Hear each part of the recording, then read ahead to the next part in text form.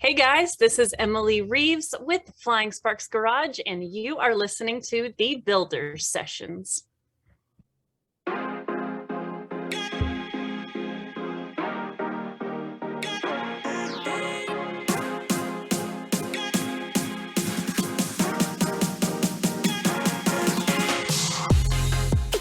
Welcome to the Builders Sessions, a podcast where we chat with your favorite builders. We get to know them, their stories, and hopefully inspire you to get off the couch and build something cool.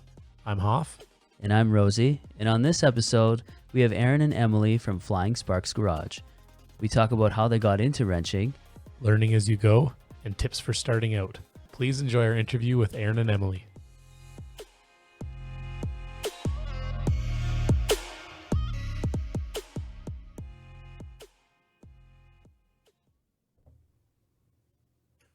Emily and Aaron, welcome to the show.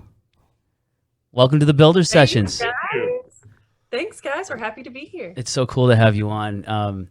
Been watching you for quite some time, actually, on YouTube, and then your collaborations with the Roadkill guys and that kind of. It's awesome to have you on. Big fans.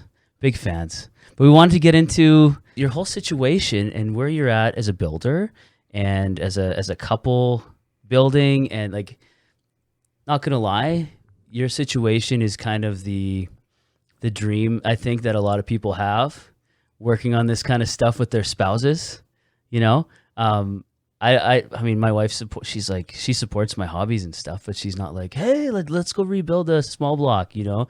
So Not in the trenches with you. not in the trenches, and that's not a bad thing. Hopefully she's not. I'm just kidding. But tell us how'd you get started? How did you get to the point that you are now, where you're a couple married and you are both kind of living the same dream and you're working together? Like, it just seems like the pinnacle of what a gearhead couple could reach. You know what I mean? So tell us a little bit about your story and how you got there. Yeah, so our stories, I kind of will let Aaron tell where he started as a mechanic, but also we met early on. So like our stories will begin to combine fairly early in our lives because we've been together longer than apart. But I'll let Aaron start, and then I'll jump in on my story, and then we'll get to where we are today. Yeah, so I grew up as a diesel mechanic, fourth generation engine builder. Oh, wow. I just grew up in the shop. Funny story, you mentioned your shop teachers, and I actually flunked out of shop class, and then dropping out of high school and going straight into the trades and building engines. And that was the thing I knew to do to make money. But my car hobby was a little bit separate from that. So at bought my first car when I was 11, and It had some valve train issues. I fixed it, sold it, made some money, ended up buying another vehicle. And I did that a couple of times before I turned 16. So I was very much immersed in it. It was one of those things for me that I couldn't turn it off. I was excited about it. And so Emily and I got together when I was 17, and she realized pretty early on, if we were going to spend time together, it was going to be in the shop. Yeah. This is me. Yeah. And people look at our car collection, which I think is up to 18 now. Oh, wow. 18 cars, airplane, couple boats. And they're like, how do you do that? And I'm like, look, how do you get your next fix if you're a drug addict? We're not quite right. I don't know. We're addicted to it. I mean, of all the addictions, Yeah. I mean, this is probably the best one to have. I'm just saying. Yeah. I'm totally convinced it kept me sober in high school.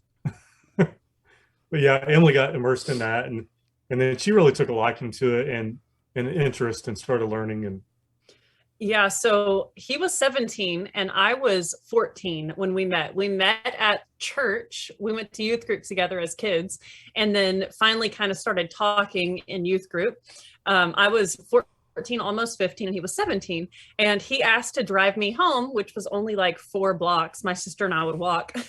But he was in his Datsun 280Z, and he was always like such the cool guy. And I never thought that he would talk to me, but for some reason he thought I was cool.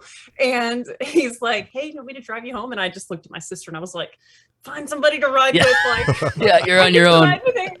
Get Get the hell out of here. So that started our first friendship, but then quickly he asked me to be his girlfriend and we were off. I mean, we've been together now for 22 years. Wow. Married, this year will be 15 years. So wow, congrats. That's awesome. Isn't that great? That's so great. Because you don't see that a lot. Not to derail what you're saying, but like seriously. So might be a lot to do with that foundation you guys have. That's really cool. Exactly. Both of our parents were always so super supportive. Like we were each other's first kiss.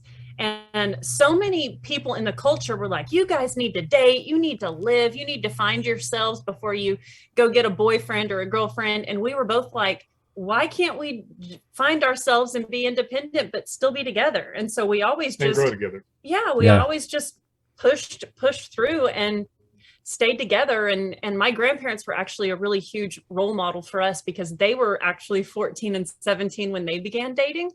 And so they were always like, you kids, you decide you like each other enough, you'll stick it out just like we did. And we were always like, well, we're going to freaking do it. Yeah. And so it was we never did. A question for us. No, I mean, we were like, when you know, committed and, right? Yep. Yeah. Yep. And not to say that it wasn't hard because there were always challenging things and hurdles to jump over. And, you constantly choose that person because you're like, this could be a deal breaker. And you see people constantly when you're a kid and a young person breaking up and you're like, well, that's not an option. We're going to work through this. So good for you guys. That's really refreshing to hear, actually. Well, push through too, right? You mentioned pushing through. Stuff's not easy. You need to ride the highs, go with the lows, and stick it out when you know it's what you want. You just do whatever you can to keep it and make it work. The thing is, nobody's perfect. Like you're never going to find anyone that is without flaws, or that you're never going to have some sort of like thing like this may not work. You know what? This may not work, and then you're like, you know what? We're going to make it work, and then it's good. It's good to push through. So early on, I knew nothing about cars. My dad was not a car guy. My grandfather, not really a car guy, at least when I was a kid. Right. He was, but he had kind of gotten out of it. With age. So Aaron was my real first introduction into cars. And like he said, I always wanted to be around him, and he was always wrenching in the shop. So I was like, well, I'm going to be there. And I remember the first engine that we built together, he had a 69 Camaro and he was building a small block Chevy for it. And I helped him build that engine only because he encouraged me. He's like, I'm going to install this head. You're going to install that head, and, I'll torque these head bolts. You do the same sequence and torque these. And it was so cool because I had never turned a wrench before, and hearing the click of the torque wrench, I'll never forget. And then afterwards, I'm like, okay, I'm ready for you to check my work. And he was like, I'm not going to check your work. And he said, when we hit the key on this thing, you need to know that you did that. And if you did it wrong, then you've got a lesson to learn. And if you did it right, then that's the best feeling. And I'm not going to steal that from you. Like if I check your work, you're not going to own it. You're going to have been like, well, I put the bolts in, but he checked it. And it's not going to feel the same. Yeah, that responsibility isn't there. Yeah. Oh my gosh. Yeah, and what she didn't know is I was watching her the whole time. Yeah. Of course. So I knew exactly what like a good mentor should, right? Yes, exactly. I was just checking it, Because let's be honest, you didn't want that thing to crater halfway down the street either, right? No, and he'd probably been saving money for months for those heads, and oh my gosh. So when we hit the key on that car and went and drove it, I had this epiphany. I'm like, I don't know any girls that work on cars. And I never imagined I would ever do anything this mechanical and this cool. And I became obsessed. Like that's the moment that it hit me. Like, I've got to do this. This is so freaking awesome. So that was when it started for me. And we've had so many projects. Like we have a lot of cars now, but we've sold a lot. Like we regret selling half a dozen cars, and we've kept a lot of ones that we love. So the car hobby for us goes very deep. We've been bitten by the bug for sure. Well, there's the learning side, but also the memories that you created working on projects and getting rid of them. can be hard sometimes too, right? With all those memories and learning pieces and different experiences, that can be tough parting ways, but then it also opens the door for another build. And, it must be hard kind of keeping and choosing what you're going to sell and what you're going to build. And yeah. Yeah, I think what's happened recently is we're just a lot more intentional at what we buy. So in the last 6 years, I don't think we've sold anything. Oh, wow. Yeah, we've sold a couple of dailies, but yeah, I mean, that's different. But. Yeah. Yeah. But not many ones that we've had on the series that we've, built and had tons of adventures in. It's impossible for us to get rid of them. Yeah. It's like members of your family. When you give them names like Roxy, it's tough to, it's like, I've named, like my kids have names. Like you know what I mean? You give names to things or to people that mean a lot to you. So it's probably tough to get rid of them. Family member. Of course. Exactly. You've also mentioned too, kind of that learning phase and learning as you go, which you brought up in a couple Q&A videos too. And I think that's so important in today's kind of culture of being okay that, I'm not an expert at this. And it seems like mistakes are almost a barrier to people getting into automotive, wrenching, anything building. And it seems like even sometimes at the school level, people are afraid to make mistakes, which prevents them from giving it a shot and trying to build and be creative. And you kind of mentioned that being able to learn together, and something happens, we got to work through it, and kind of working through those mistakes or different things like that. And you kind of get through it and you make yourself better. And that's kind of, people need to be more open with that, because life is not perfect. Projects aren't perfect. No. An engine build's not perfect, and we need to work through that. So what are you guys' thoughts on that? Exactly. Yeah, I think it's a flawed mindset. Yep. Well, I think it's a flawed mindset. You shouldn't make mistakes. Mm-hmm. It's there are mistakes you make. Just let's say you're putting a head on and it's extremely heavy, and you scuff gasket or something like that. That's something that you may not have as much control over. But if you put the wrong bolt in and it goes in too deep and you break something, well, that's a learning experience. Mm-hmm. And I feel like all of that's valid. And that's one thing I've done with Emily. And I don't want to present myself as a person that's superior to her or anything like that. But I definitely let her do stuff on her own. Like, hey, Google it, figure it out. And in our relationship, I have no issues if I just bought a $200 water pump, which I just did for the 300. If she messes that up, it's not a problem. Yeah. We'll buy another one. Yeah. Because she has got to get there and experience that of how to do it right. And you don't know until you know. And I wish people would stop putting so much pressure on themselves to do everything perfect the first time. Yeah. That's a thing that'll prevent you from advancing in life.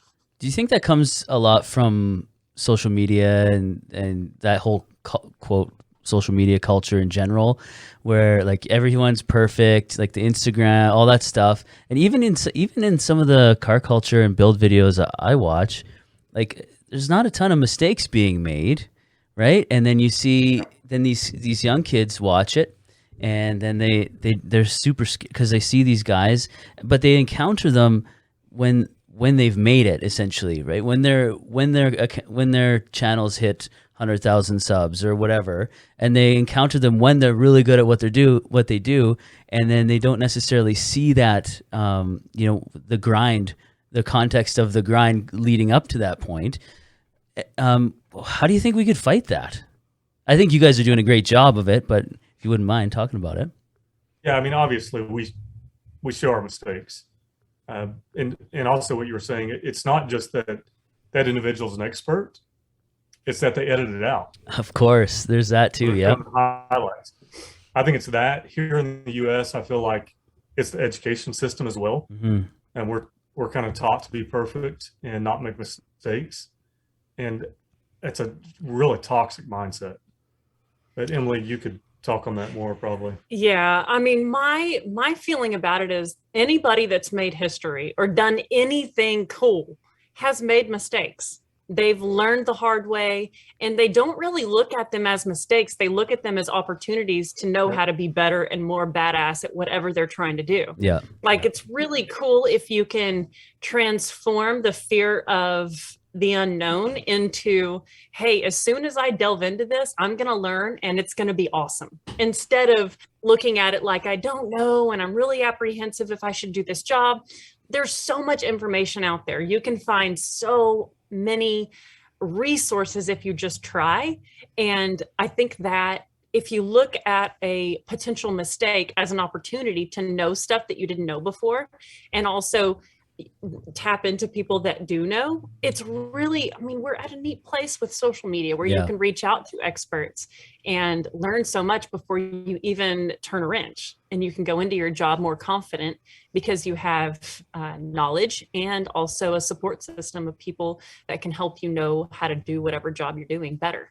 One thing that we learned really early on is when we show our mistakes and we tell our audience, we're not experts. We're doing this, we're learning as we go. We did read the instructions, or we didn't read the instructions, or whatever, then it kind of opens people up to 9 times out of 10 be kind and give you constructive criticism and help you learn, instead of just disregarding you because you're acting like an expert and you're not, you know. Very early on, I had an intake that I was installing on an engine for my GTO, and I used the wrong bolts. I was installing my valley cover tray that goes underneath the intake, and I used a regular raised head bolt, and I needed to use these smaller button head bolts underneath that intake, or it was going to, the regular bolts were going to be too tall and they were going to push up through the intake. So at the end of the little episode, I placed my intake on top of these wrong bolts on that valley cover tray. And I just kind of started the bolts by hand. And I said, on the next episode, I'm going to install this intake. And I was reading the comment section, because I still read all the comments. And this dude was being really not nice. Like, he called me mean words, and I had to like look past that. But he was like, she needs to be using the button head bolts. She doesn't know what she's doing, you know, said some mean words. And so in that next episode, I addressed him, and I was like, well, I had a commenter who could have been more kind and tactful with his words, but he did inform me that I used the wrong bolts, and I'm so thankful that I saw that. Thank you so much for your comment.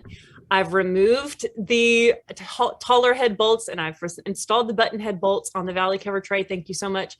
And I had so many nice comments of people like, this is how you learn. This is what you do whenever you're listening and you're growing and you're, you know, getting somewhere. And so it was really cool, because the internet can be a really ugly, mean place, but if you have the right perspective, you can learn so much and you can become better from it. And that's what I choose to do. So we've really appreciated the ability to show our mistakes and show our lack of knowledge online and be really upfront and authentic about it. Yeah. And people tend to treat you much more kind and give you really helpful information. And it's been good for us. So, yeah. And when you're authentic, you can connect with people. You build community, right? They're watching with you, they're journeying with you, as opposed to you being in a fishbowl and they're just watching you be perfect, right?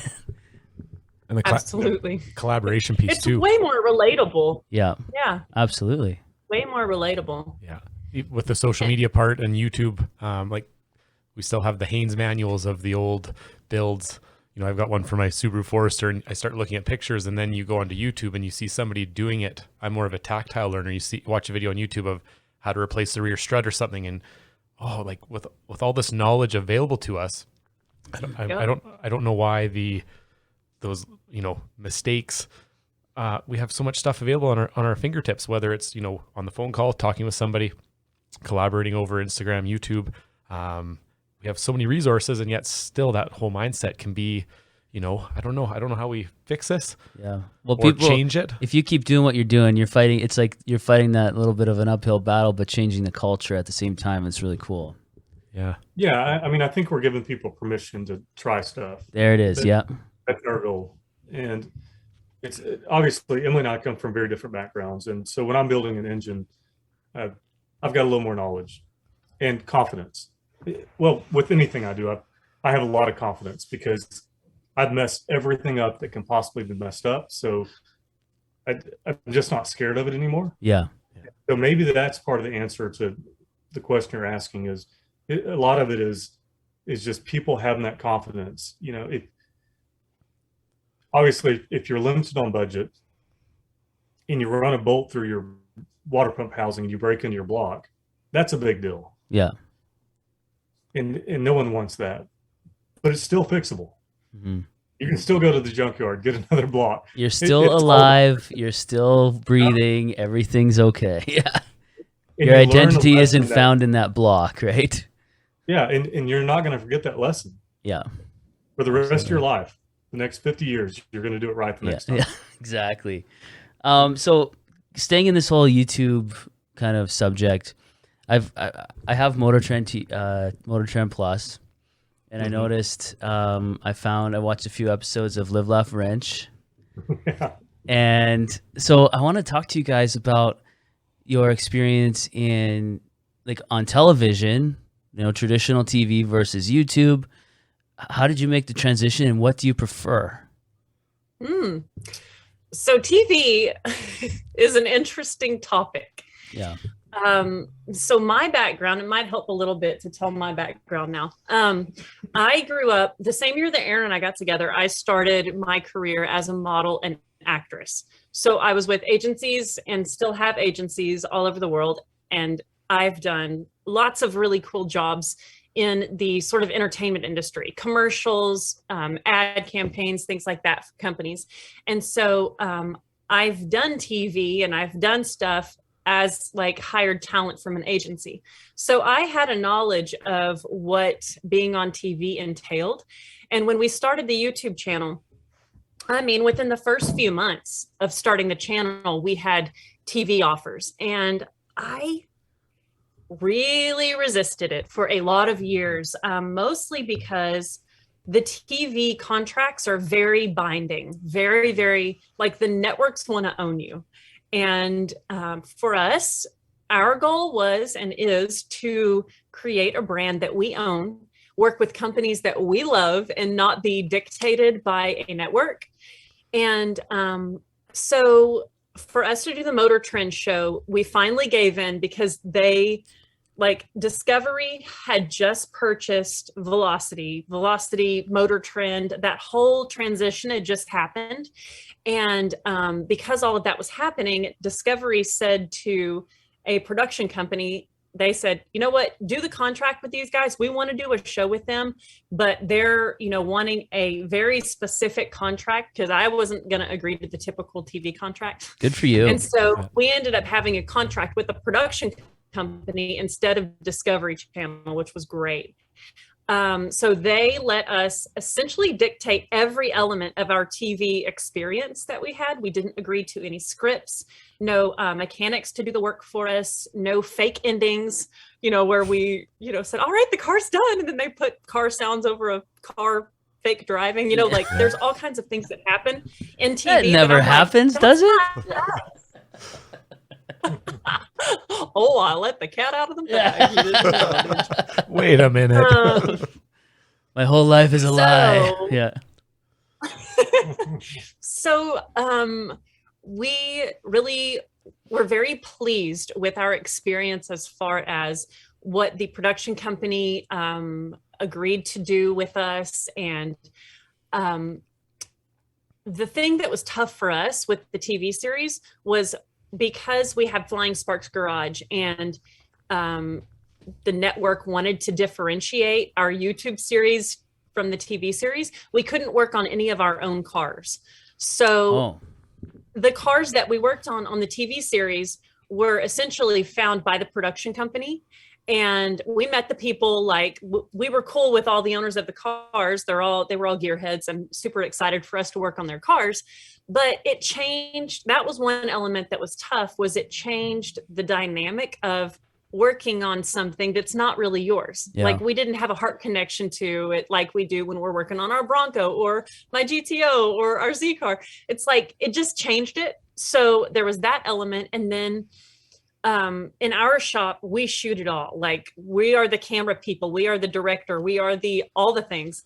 And having a crew of 8 people that were shooting and filming and moving cameras and doing all the things when we were trying to do a job and wrench on something was very different too. So the final product of the TV show, we weren't as in love with as we are our YouTube series. Like, we just didn't feel like we were fully ourselves. Yeah. And it was really interesting to see it come out and to see people's responses. People that didn't know about our YouTube series were like, wow, these guys are so cool and authentic and real and nice and like no drama. We got a lot of really positive feedback from people that had never seen us before that found us because of our TV series. But the Discovery Channel people said that the audience wasn't there for a show like ours. So they only did one season of it, which we were really, quite honestly, wonderful with. Relieved, hey? Because yeah, I mean, we were good with it because we didn't love the final product. We didn't feel like it totally embodied who we are. So we were like, you know what? That's cool. Like, it wasn't our dream to be TV stars anyway. So it wasn't like we were crushed because we didn't love the TV series. But the people that we worked with the production company were totally wonderful and sweet. And we really, really liked them. But you know, it's not to say TV down the road might not happen again. And we're, you know, here and there on roadkill episodes and things like that. And I've done some work with Motor Trend, like for hosting jobs, like at SEMA. I've done 2 or 3 times where I've gone and been a host for the SEMA show special. So we've got friends at Motor Trend. They're great, but the TV series just, it didn't have that flair, that the heart connection that our YouTube series has. I think it's having worked in, I worked in a rod shop before I went into education. And when you're working on everyone else's stuff all day, you kind of lose that drive to work on your stuff after too, right? Like, I've worked on everyone else's hot rod and I have no energy to work on my own. It just becomes another thing. Like, your passion becomes work at that point. Is that kind of what takes the fun out of it almost? Yeah. Really? I mean, that so much didn't bother us because we shot 10 episodes in 13 days. Oh yeah. So for TV. So it was like, it was nuts. Yeah. It was very, very fast paced. And it was 2 trips to this. We shot it in Florida. So it was 2 trips to Florida. And like, these days were packed. And because we didn't agree to any fake endings, it was just like, we got done on those days, those shoot days for each episode, what we could get done. And if we didn't finish the job, we didn't finish the job. But a lot of them we did finish, which was good. But yeah, it was a jam-packed shoot schedule. So 10 episodes in 13 days was a lot. And we really didn't notice it being gone from the shop. Like, it was... that element didn't bug us too much. Yeah. It was like, all right, let's freaking do it. And it just went by very quickly. Yeah. Nice. Well, you mentioned, I'll lose my train of thought here. You mentioned the not doing all the editing and everything yourself, keeping everything in-house. I think that's, a lot of people don't do that. So being able to control what you film and like you're putting you're learning as you go and you've got all this stuff that you're in control of, to let somebody else, that's a big jump into something and kind of like an unknown area, right? Oh yeah. It was very difficult for me to realize that I wasn't going to get to touch any post-production aspects of that series. That creative control piece, eh? Yeah. Mm-hmm. Yeah. And with our series, I really need to hire an editor. Like, I really don't need to be spending my time editing, but I like editing. And I also end up making so many notes and so many changes and tweaks and stupid things that nobody else would notice when I hire editors, that I just end up like, man, I've been going back and forth for 4 days with this guy. Like, let me just do it. You don't share a brain, right? You don't share a brain. And I think too, your standard is always seems a lot higher than everyone else, right? Because it's your baby. You want this to be awesome. Yeah. When it's your brand, you look at it differently. Yeah. So for the younger generation or people wanting to get into this, what's some advice you have for someone who wants to get started into wrenching or building their own cars? So you've got the wrenching and building aspect, and then you've got the content creation aspect. The wrenching and building is the easy part. Just start doing research, watch other people do it, watch videos, start Googling stuff, shoot people messages, ask them what the job entails, if there's any quirky things that they're going to run across, and just start. Yeah, you've got to get your hands dirty. Yeah. Yeah. There's no way around. I mean, I've hired a ton of ASE certified mechanics and fired them 3 days later. It is literally just get in there, get busy, learn your trade. Yeah. And be excited about it. Yeah. Be excited that you're learning. Yeah.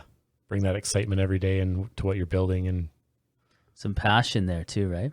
I've seen a lot of young people, again, be experts watching all these YouTube videos and stuff. And when it comes to actually doing stuff, they don't know anything because they're just watching TV. They're not actually getting out there and getting dirty and wrenching and stuff. So with that in our minds, what type of skill sets would you encourage these people to develop? Because there's so many things that you could where would you start? Like, what skill sets would you develop to get into this area as far as like engine theory, or like what do you see lacking in the people that are coming into your shop? I think a lot of it's attitude. Yeah. It's an arrogance. Yeah. This is one of the most humbling businesses. I would have said the most humbling business until I got into aviation. That one's more humbling. Really, eh? Yeah. So it's, you can watch a video on it. You can read the book. And the minute you get in there, it's not going to be what you thought. It's going to trick you every single time. And you have to do it a lot. I mean, that's just it. It's simple. Find you a project that you want to fix and just work on it a lot. I mean, that's all I know to say. You can read the books, watch the videos, and you should do that. But just get going and do it. Stuff. Just do it. Work with your hands. That's what we have. Having ambition and the courage to try is probably going to take you further than any kind of book smarts or knowledge that you've found on the internet. Yeah, I mean, we LS swapped a handful of cars. The world. I've come and swapped a bunch too. Had no clue what I was doing, but I had a general knowledge of the way mechanicking worked. Mm-hmm. It's pretty simple. Engine, motor mounts, cooling system, transmission, drive line, rear end brakes. So you kind of get this general idea of how to use tools, and then you just adapt that to everything you do. Yeah. Do you think something's this lack of wanting to do it is tied to, it seems like our society is so much, if something breaks now, it's a replace instead of fix. Toss it out, get something Absolutely. new, replace it. And it's kind of long gone are the days of, okay, something broke, I need to diagnose it, I need to fix it, and then get it back and working. And just throw money at it. Yeah. Yeah. Yeah. And I think diagnostics has gone by the wayside as well. Like we're working on this 300ZX right now, and I could go buy a set of injectors. We have a major miss on it. Or I can ohm out those injectors and I can ohm the wires going to it, which is not knowledge that most people know. And here's the other problem. You go buy 6 injectors for that car, it's a fair chance one's going to be bad. Yeah. With the current part situation. Yeah. I mean, I get bad parts all the time. And even reman parts, right? Especially reman stuff. Absolutely. Yeah. Like Autoline's good, but I mean, there's still remans, right? Yeah. And I mean, so there's this one time about 8 years ago, I rebuilt 2 Caterpillar diesel engines. One, all OEM parts, pistons, injectors, cylinders, all of that. The other one was aftermarket parts. Both of them dropped the injector tip the same week and destroyed a piston. Get out. No way. Brand new stuff. Wow. And as a mechanic, and this feeds into the confidence thing, it's like, what am I doing wrong? Hmm. Well, in that case, nothing. Yeah. Parts failed. Almost gives you a self-doubt though. You're like, how do I get this right? And then it's actual the part malfunction. But having that perfect example of OEM versus aftermarket, and they both did the same thing in 1 week. Wow. It's like, I can't do anything about that. Yeah. And okay, then that maybe gives you some. Okay, maybe I did it right. Yeah. I didn't screw this one up. Yeah. So speaking on, I guess we've talked about advice, skill sets. What about like top 3 tools you can't live without for somebody getting started, or if you're already into it, what are your like 3 go-to tools in the shop? You go first. Well, I love a good torque wrench. Like a quality torque wrench, I feel like is a really important tool to have, and the most satisfying. You want the click or the beep? The click or the beep? Click. You gotta have the click. It's all the click. Yeah. I freaking love the click of a good torque wrench, and I already know which one you're gonna say. I said 3. Well, top 3. Oh, that's good. Oh, that's your top 3. 1/2-inch drive, 3/8, and quarter. Yeah. This really cool tool that's like a mix between a crescent wrench and a vice grip. It's got the rolly thing that's a crescent wrench style, cool. But then it's got a clamp like a vice grip. So you get it tight on the crescent wrench part, and then it clamps like a vice grip, and it's real cool. And he got it at like Tractor Supply or something, and he gave it to me for Christmas. And that's a really cool, unique tool that I grab all the time because it's just like fail safe, and I don't have to go back to the toolbox 6 times because I got the wrong size wrench. Yeah. What would be a third? Probably a jump box. It's not really a tool that's in a toolbox, but no, that works. A jump box where you can inflate tires, you can jump a battery off, you can charge a phone. You like a good jump box to have in your car is so nice when you need it, or when someone else needs it, then you can feel like a hero. There it is. That's my 3. That's awesome. I think if I had to pick 3, it would be one of those screwdrivers that like you can pull the end out and flip it around, and so you got flathead and Phillips. Phillips, a crescent wrench, and a hammer. I think I could fix pretty much anything. Oh, he didn't even say the one that I was thinking he was going to say. Oh. Roll of duct tape, probably. A Jimmy bar. No. 8 foot length of pipe. A snipe, yeah, a good, really good snipe. No, he loves his power probe. Oh yeah. So it's a wiring tool, They're and amazing. every time he uses it, he says, "This is my favorite tool." Have you used those? Look it up. My one. It hooks the positive, negative. It on has the battery. On the battery. It has an alligator clip that supplies negative all the time. So if you're testing a light bulb, you can click that on. The wand on it shows your voltage. Oh, cool. And it's got a rocker switch on it. You can supply 12 volt or negative. It's the coolest freaking tool. That's cool. Yeah. Interesting. Because it doesn't have all those other like functions of a multimeter that you don't really ever need. No. Nope. That's just cool. 12 volt. I like it. And all so right. if you're testing like a fan or something like that, yeah, unplug it, put the alligator clip on the negative side, supply it with 12 volt with the rocker switch, and you know if it works.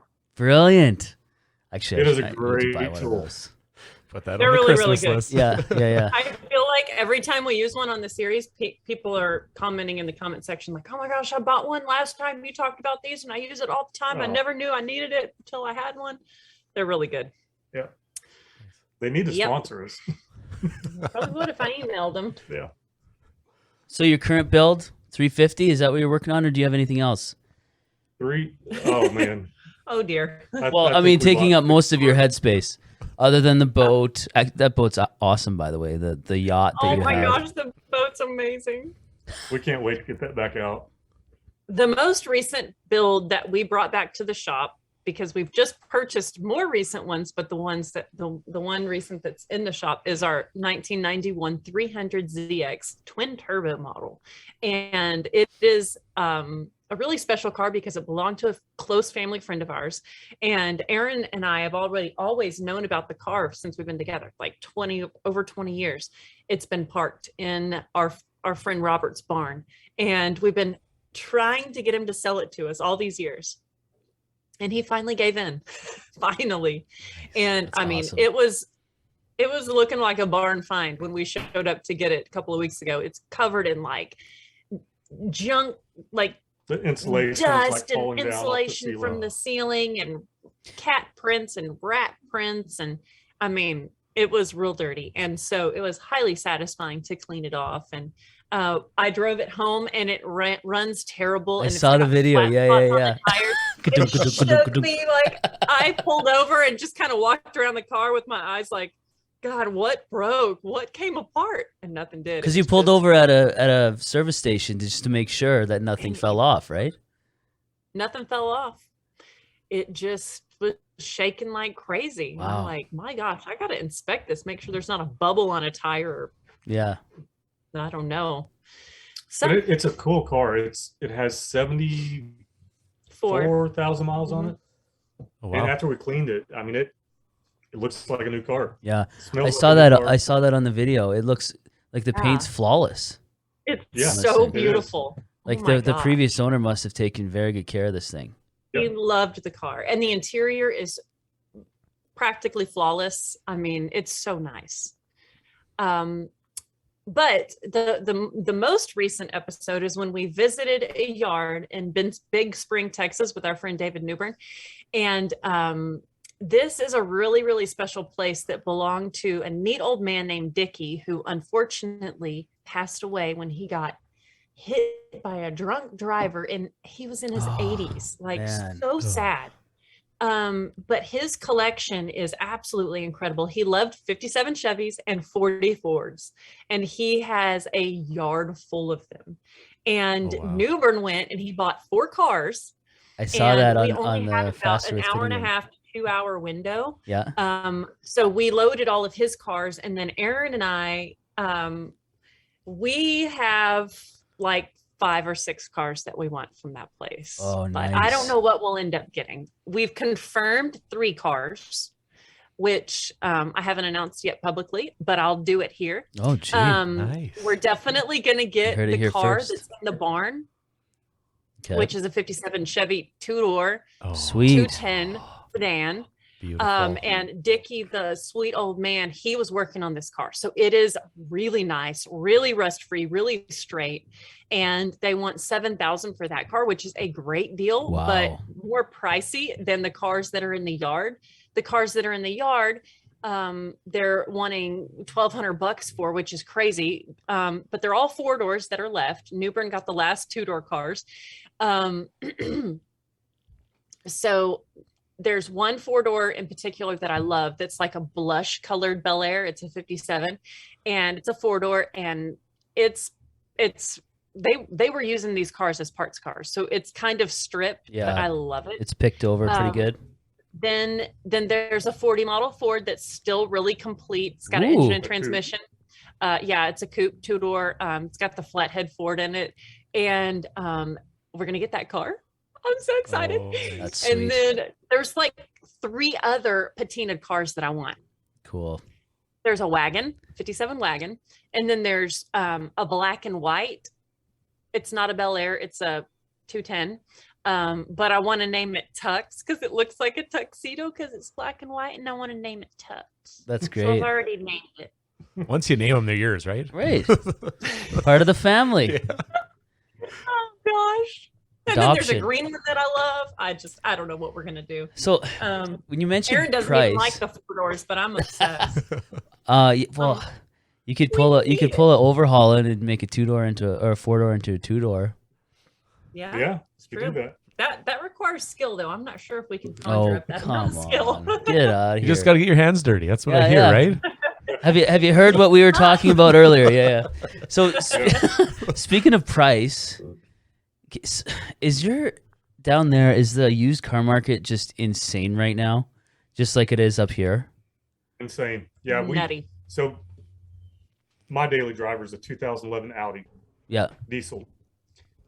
Of course. Yeah. Paid $11,000 for it 2 years ago.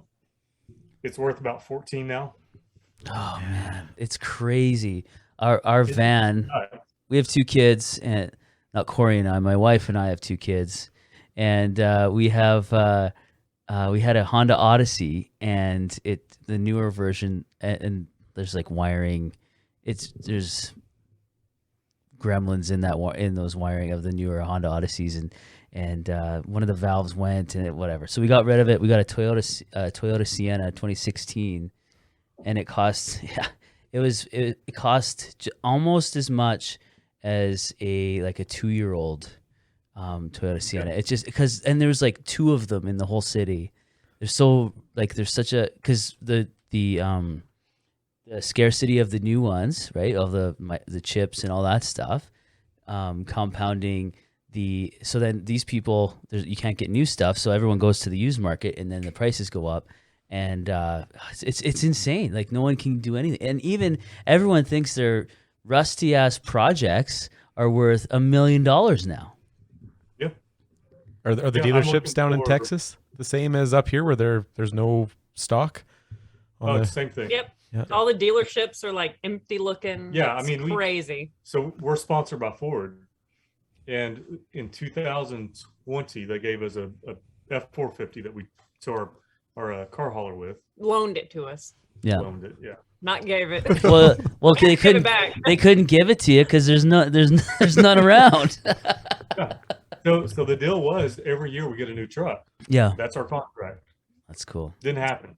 We didn't get one until 2 months ago. So like even Ford cannot source a new truck to give us. Wow. It's nuts. That is crazy. The other crazy thing is I've got a hangar in Arkansas, which is about 5-hour drive from here. So I keep my boats. There's a nice lake there that we enjoy. And I need a lake truck out there so I can fly my airplane in, enjoy the boats. I'm looking at like F-250s from 95, 96. They're $20,000. Oh yeah. Yeah. It's nuts. It's crazy. And everyone thinks that like for $5,000. everyone's trying to just capitalize on this. Yeah. Right? Like I'm trying to find an old like Datsun or Mazda like 70s little mini truck to do, and I want to bring it into the school and let my kids, like back half it a little bit. And oh man, it's insane. There's like a 95 that has like 280,000 kilometers, and the guy wants like, and needs a throw out bearing, and it needs a tune up, and the guy wants like $2,000 for it. Mm-hmm. And that's as much as you're paying for this 57 Chevy 2-door Post or whatever. Right? Like, yeah. What? Yeah. I came across a 03 Dodge Cummins with 500,000 kilometers, and they wanted $28,000. So our diesel market here in Canada is just through the roof. You have a diesel in it, you're getting $20,000 minimum. Like it seems crazy. It's the way here. Yep. Oh. I think we're in Alberta. Have you ever been to Alberta? Have you been to Canada? No. So Alberta is essentially, I'm gonna say it's the Texas of Canada. It's oil and gas, right? Like oil and gas is big here. So I think our economies, it would make sense that they're similar in that way, right? Mm-hmm. I mean, I'm not an economist, but yeah, I'm just a deadbeat seeing what I see. Are the pictures true that your the Texas speedways are full of brand new F-250s and 350s waiting for microchips? I've seen some articles online that they're keeping all their trucks in. I wouldn't doubt it. We haven't seen it, but I wouldn't doubt it. Okay. Texas is big though. Yes. Yeah. That's like there's saying, a lot of plants here too, like a lot of vehicle plants. So I wouldn't doubt it. Yeah. It's crazy, dude. Yeah. So if you could build any passion project, money was no object, what would it be? Let me rephrase. If you could adopt another child for your fleet and money was no object, what would it be and what would you name it? No, you don't worry about the name. What would it be? Your model Corvette that you love. Yeah. So that's always a funny question because we kind of own everything that we want. I guess I made it car. Yeah. Probably a 64 Corvette. Oh, I made it car. That's cool. I've never heard that before. Yeah, like if I weren't thinking about money, that would be a car that I built for myself. That's cool. What's significant about that car for you? Is there like a memory tied to it, or? I don't know if there is. It's just one that I really like. Yeah. Beautiful car. That's cool. And it's been unattainable most of my life. So it's one of those things. It's like a carrot out in the future that could I go buy it right now? Yeah, probably, but it wouldn't be responsible. It's your unicorn. Yeah. Yeah. Emily, what about you? It's weird because people ask that, and typically I feel like the way I feel about my GTO is so silly because they're not like crazy amazing cars, but I love my GTO so much for a number of reasons. I feel like they're very rare.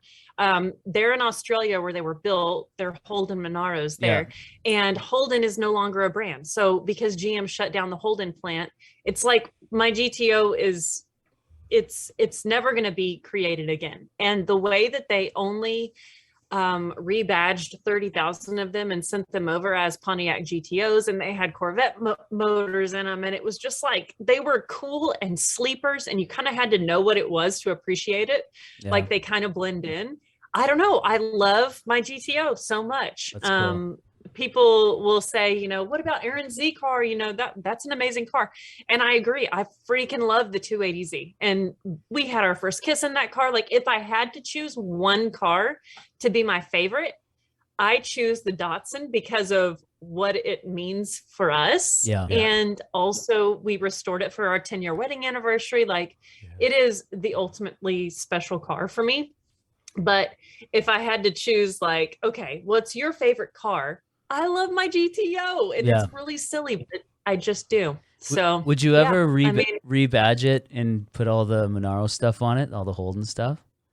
We've considered that, but I feel like because she was rebadged as a Pontiac GTO, and that's how she was whenever we bought her, that's what she is. And because her name is Roxy GTO and her hashtag and those thousands of hashtags that I've used over the years, like and before Facebook and Instagram, I was on the forums and it was Roxy GTO. Like it was back in the day, like in 2005, which that's cool. How is that almost 20 years ago? How was that back in the day? Oh my gosh. How was that almost 20 years ago? That's the year I was at WowTech, and it seems like yesterday, but it's 1,000 years ago.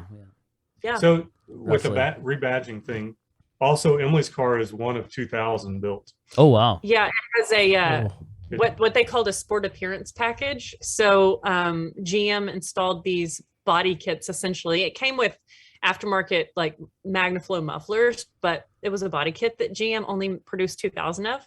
So it's a unique car in that way too. Not only is it rebadged in a small group from Holden Monaros, but it had a special body kit on it too. And that's cool. So you don't. She'll always be a Pontiac. You don't want to mess that up. I've often thought of getting a G8 and getting a Commodore badge kit. I love that. That'd be so cool. Dude, that's a lot of car for the money. Those cars are awesome. And it's a 4-door, family friendly. Yeah. And it's got an LS in it. Rear wheel drive. You need one. 6-speed. Oh, sorry. Now you just got Lance going here. I drive a WJ right now that I lifted a couple inches, and it pulls the tent trailer around and brings the kids to the campsite. It's pretty fun. Maybe I should pick your brain, Aaron, at some other time about coming swapping it. I've been thinking about that. Yeah, for sure. That'd be kind of cool. But so I guess to wrap up here a bit, what do you have going on right now, and then where can people find you? Sure. So the episodes that you can look forward to seeing are both the cars that we're getting from Dickie's yard and more progress on the 300ZX. And all of our content will be posted on Flying Sparks Garage on YouTube. And of course, Flying Sparks Garage on Instagram, and then our personals on Instagram. My personal is I'm Emily Reeves, and Aaron's is Pilot Reeves.